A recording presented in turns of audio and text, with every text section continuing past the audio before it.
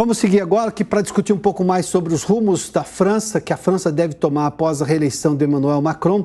Nós recebemos agora Marcelo Suano, professor de Relações Internacionais, que está conosco agora. Professor, seja bem-vindo. Boa tarde, senhor. Boa tarde, Piotr. Boa tarde a toda a equipe da empresa e boa tarde a todo esse gigantesco público que acompanha a Jovem Pan, que tanto nos traz orgulho em poder contribuir de qualquer forma com o trabalho magnífico de vocês. Professor, eu fiz menção agora há pouco, conversando com o Luca Bassani, que é nosso correspondente que fez a cobertura das eleições. Ontem, assistindo ao discurso de vitória de Emmanuel Macron, já com Marine Le Pen reconhecendo a derrota, eu senti um presidente assim mais fraturado da eleição, sabe? Não era exatamente alguém que tinha muito a comemorar, porque tinha vencido a eleição. Óbvio, venceu, vai ter mais 5 anos, a eleição foi legítima, não há nenhuma reclamação em relação a isso, mas eu acho que ele estava pensando nos votos que Marine Le Pen aumentou nessa eleição e também no tamanho de pessoas que sequer decidiram por um dos candidatos, ou seja, as abstenções. Macron vai ter um desafio muito maior do que o primeiro mandato dele, embora ele conheça mais o governo agora? Com certeza. Você foi preciso quando você disse essa angústia que o Macron está vivendo agora. Não foi uma vitória acachapante. Tá certo, foram 17 pontos, mas se você observar de uma maneira mais fria, houve uma grande vitoriosa, que foi a Le Pen. Por qual razão? Porque na primeira eleição que ela perdeu para o Macron, a diferença foi o dobro de um em relação ao outro. Foram 30 pontos aproximadamente de diferença. Agora foram 17. 17 pontos é muito? Sim, é muito. Só tem um detalhe. Esses 17 pontos não significam que eram pessoas que queriam votar no Macron. Foram indivíduos que preferiram não votar na Le Pen, apesar do Macron. Isso é que está pesando sobre a cabeça do Macron. Eu vi que o Lucas Bassani ele falou muito claramente do descontentamento da população francesa com relação à política. Isso é um fenômeno internacional. Mas na França, isso é muito, muito sólido. Por quê? Porque as pessoas olham para o Macron, que é alguém que se apresenta como sendo de centro, mas que teve uma origem à esquerda e guinou fazendo políticas que não foram muito bem aquilo que a esquerda deseja, ou seja, não foi beneficiando o grande empresariado, não foi isso, tentando buscar de alguma forma produzir uma economia com um capitalismo que poderia ser suficiente para dinamizar a economia francesa. Só que para fazer isso, ele não cumpriu aquelas promessas que ele havia feito. E aí ele desagradou parte expressiva da população francesa, principalmente a população de baixa renda. Olha que coisa curiosa, uma população de baixa renda que acabou migrando para a Le Pen. Mais curioso ainda, houve um determinado momento em que ficou muito claro que para você tentar entender quais seriam os rumos do segundo turno, ia depender da maneira como o Mélenchon ia se apresentar. Por quê? Porque parte do programa de governo dele se refletia, ou estava sendo reproduzido, ou tinha muita semelhança, similaridade ou aproximação com o programa de governo da Le Pen. Isso aí você mostra como o Macron agora está num problema muito grave diante de si. Professor, o senhor acha que os franceses foram um império? Política é um assunto muito importante nas rodas francesas, discute-se política a qualquer momento na França, e isso há muito tempo, como o senhor fez menção, quanto que a política é viva entre os franceses.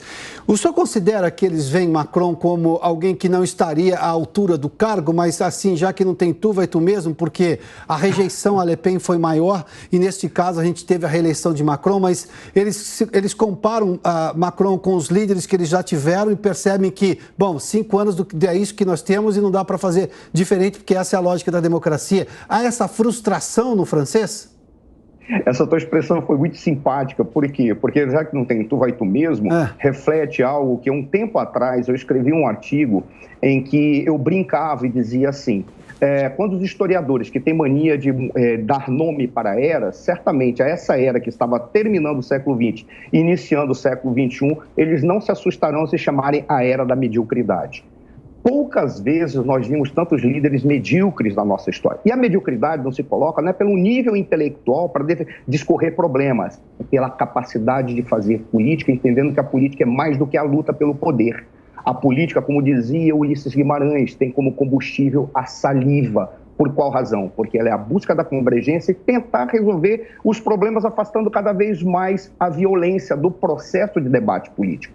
Ora, o Macron, ele expressa um momento em que você enquadra pessoas que realmente fazem política de uma maneira muito estranha, estão mais preocupados com o poder e ainda assim não têm capacidade de entender as demandas ou buscar fórmulas para criar pontes e jogar projetos de país, apesar de o Macron ter se saído muito bem logo depois de receber o resultado.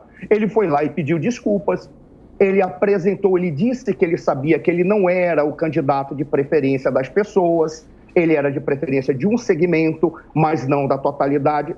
Por que ele foi inteligente? Porque ele sabe que o terceiro turno virá agora em junho, virá um terceiro e um quarto turno. E aí, assim, em junho, ele sabe que se ele perder ali, ele vai ter que conviver, fazer a coabitação na escolha de um primeiro-ministro, ou com o grupo do Mélenchon, ou com o grupo da Le Pen. Porque ela foi uma grande vitoriosa. Ela conseguiu migrar da extrema esquerda para o centro, se tornando, em alguns momentos, centro-direita, da extrema-direita para o centro, se tornando um pouco centro-direita, ao ponto de algumas pessoas identificarem assim, e ela conseguiu reduzir a diferença e a rejeição que ela tinha, podendo sim ela fazer uma surpresa nas eleições legislativas que virão. E aí o Macron vai ter que olhar e dizer, o que eu faço agora? Eu vou ter que sambar mais do que eu imaginava. Professor, e as relações com o Brasil? A gente teve a troca de poucas gentilezas entre Macron e o presidente Bolsonaro, aliás, muito em virtude também de uma coisa desastrada de Macron, de colocar bichos que não existem na Amazônia, toda aquela questão das queimadas, a gente se lembra, isso era 2019 ainda, né? Mas, óbvio, também o presidente Bolsonaro tem lá uma posição ideológica pessoal e também não foi muito gentil com Macron. Mas, enfim, a França e o Brasil são países que são nações amigas há muito tempo. Agora, isso tudo depende da posição dos seus chefes de Estado. Com essa reeleição de Macron, o que o senhor espera agora em relação, sobretudo, nós temos o Mercosul e a União Europeia, esse acordo comercial, e boa parte dos problemas vem da França, que não aceita perder, por exemplo, a proeminência que ela tem no mercado rural dela, do agropecuário, porque ela não tem competitividade nisso, e o Brasil é exatamente o oposto, é muito competitivo. Ela tem, por exemplo, a oposição de outros europeus que querem uma abertura maior, porque não tem esse problema que a França tem, e, claro, tem o Brasil, que sempre tem a acusação de boa parte de ONGs ou até de franceses em relação à questão da Amazônia, mas isso é localizado. O agronegócio pesado brasileiro não invade a Amazônia. Como é que o senhor imagina que serão as relações? Perfeito. Você foi preciso, você foi no ponto. Primeiro, os erros que foram cometidos foram erros pessoais das lideranças dos dois países. O presidente Bolsonaro não precisava ter estendido um pouco as expressões inadequadas, ele não precisava ter feito isso, mas ele fez em resposta a erros repetitivos que o Macron tem cometido. Por qual razão? Ali ele tem um interesse nacional francês. E o interesse nacional francês é muito claro. Ele não pode permitir que o agronegócio brasileiro entre na Europa. Não é só na França, é entrar na Europa. Por uma razão simples, não é que nós somos competitivos. O nosso agronegócio, ele é campeão, ele é o que há de melhor. Não tem país no mundo que tenha a capacidade de produzir na dimensão que nós produzimos, na quantidade e na qualidade que nós produzimos. Hoje nós temos capacidade de alimentar 1,5 bilhão de pessoas no mundo. A projeção é que em 5, 6 anos nós teremos capacidade de alimentar 3,5 bilhões de pessoas no mundo. Não há agronegócio melhor do que o nosso. Logo, o Macron, ele não tem como permitir isso. O que se justifica se perdoa. Agora, há maneiras de trabalhar melhor com um país que tem uma tradição de relações. Vamos colocar, em termos culturais, a Universidade de São Paulo foi criada por franceses. Sim. Em termos militares, nós tivemos 2 missões militares, a de 19 e a de 36, que foram missões francesas que nos auxiliaram a organizar o Exército Brasileiro. Inclusive, a doutrina de preenchimento dos vazios de ecúmeno no território nacional veio de um desdobramento da doutrina francesa de como trabalhar nas suas colônias. Ou seja, além disso, nós temos o projeto do submarino nuclear, que é o ProSub. Quase ocorreu no caso do FX-2, que era o caça Rafale, que veio para cá, graças a Deus não veio, que era o pior dos 3 naquela condição. Mas nós temos uma relação positiva com a França, cultural, militar, econômica, e aí tem um presidente que olha de uma maneira inadequada para o Brasil, se aproveita de problemas de deslizes de personalidade entre ele e o nosso presidente e adota posturas totalmente inadequadas. Ele vai manter o mesmo processo que ele tem, distanciamento do Brasil para proteger o seu agronegócio, fazendo coisas inadequadas, erradas e lançando fake news, porque ele lançou várias. E já começou errado também quando recebeu o candidato da oposição para a eleição de 2022 aqui no Brasil, que foi lá fazer e fazer abraços. ele não deveria ter feito isso, o que mostra que vai manter esse distanciamento pessoal que pode prejudicar as relações entre os dois países. Com relação a Mercosul e União Europeia, a França vai continuar atrapalhando. Não quer dizer que a Le Pen poderia mudar muito, mas a Le Pen, pelo menos, ela iria conversar com o presidente e a romper aquele distanciamento entre líderes. Seria muito melhor para o Brasil.